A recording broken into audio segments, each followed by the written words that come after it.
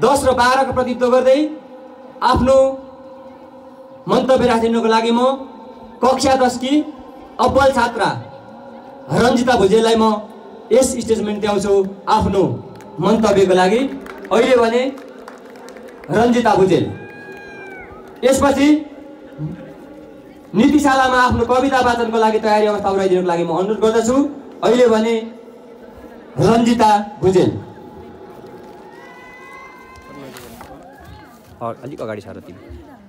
धन्यवाद कार्यक्रम सञ्चालक नवीन सरलाई। म यस मञ्चमा छोटो मन्तव्य लिएर उपस्थित भएको छु।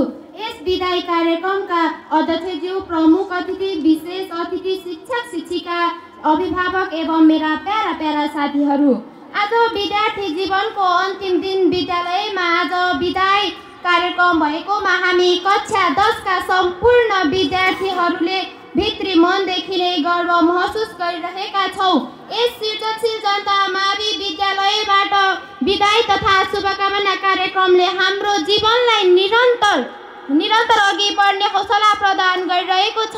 तापनि विदाईका पलहरू कहाँ मिठो हुँदो रहेछ र साथी, जति सम्झियो उति नै मन रुदो रहेछ साथी, जति सम्झियो उति मन रुदो रहेछ साथी। विदाई भनेको दुई किनारा छुट्याउने भङ्गालो रहेछ।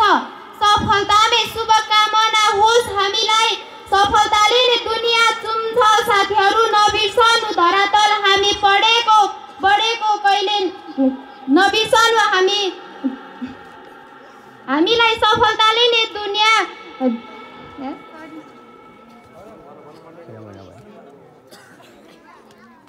विदाई भनेको दुई किनारा छुट्याउने भङ्गालो रहेछ। विदाईमै शुभकामना, सफलता होस् हामीलाई, सफलताले नै दुनियाँ सगरमाथालाई चुम्छ साथीहरू। नबिर्सनु यो धरातल हामी बढेको कहिल्यै नबिर्सनु यस सृजनशीलको प्राङ्गणलाई, हामी हाँस्दै खेल्दै रमाइलो गरेका पलहरूलाई। 10 वर्ष विद्यार्थी जीवनका लागि सम्पूर्ण गुरुवर्गले व्यक्तिगत समस्यालाई भुलेर हाम्रो उज्जवल भविष्यका लागि सम्पूर्ण गुरुवर्गले दिएको शिक्षालाई हामीले असल बाटोमा हिँड्न त पक्कै सकेनौँ, तर हामीले असल बाटोमा हिँड्ने प्रयास गरिरहेका छौँ। हाम्रो भविष्य सम्झेर होस्टल व्यवस्थापनका लागि खाद्यान्न, लत्ता, कपडा साथै आर्थिक सहयोग गरिदिनु हुने आदरणीय वडा अध्यक्ष तथा विद्यालय व्यवस्थापन समितिका अध्यक्ष श्री चन्द्रराज लामाज्यू प्रति म लगायत सम्पूर्ण कक्षा 10 को विद्यार्थीहरूको तर्फबाट हार्दिक आभार व्यक्त गर्न चाहन्छु।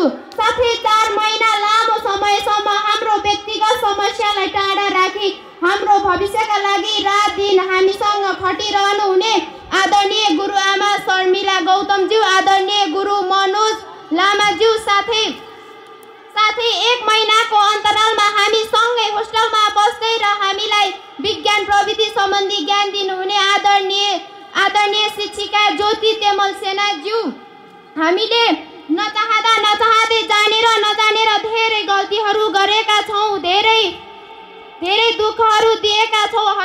हजुरहरूको चेला सम्झेर माफी गरिदिनु होला भन्दै अन्त्यमा यस सम्मानका साथ विदाई तथा शुभकामना कार्यक्रम आयोजना गरिदिनु भएकोमा सम्पूर्ण कक्षा 10 को तर्फबाट हार्दिक धन्यवाद दिँदै मेरो छोटो मन्तव्य यही टुङ्ग्याउँछु। धन्यवाद।